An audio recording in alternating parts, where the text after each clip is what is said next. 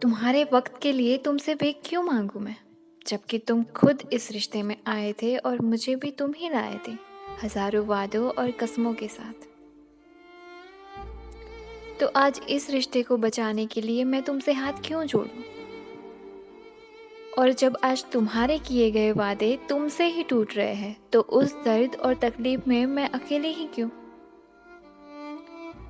मोहब्बत सिखाकर तुम तो धीरे धीरे हाथ छोड़ने की कोशिश में हो, और मैं यहाँ ठहरी इंतज़ार में तुम्हारे कि शायद शायद वक्त और हालात ने तुम्हें मजबूर किया है, लेकिन मैं नादान सी तुम्हारी दूर जाने की चालाकियों को समझ ही ना पाई कभी। जो वक्त और तवज्जो शुरू शुरू में मुझे देकर तुमने अपनी आदत से लगा दी, और अब कहते हो मजबूर हूँ मैं, तो उसी दिन ये अपनी मजबूरियों को भी अपने वादों के साथ तराजू में रख देते और बता देते कि मेरी आदत मत लगाओ। मैं एक मजबूर इंसान हूँ और आगे जाके तुम्हें दर्द के सिवा कुछ भी नहीं दे पाऊंगा। जब किसी को अपनी ज़िंदगी में लाना हो तो वक्त फर्स्ट प्रायोरिटी होता है, और जब उसी इंसान से दूर जाना हो तो वही वक्त आपके लिए मजबूरी बन जाता है, और सबसे बड़ी मजबूरी बन जाता है।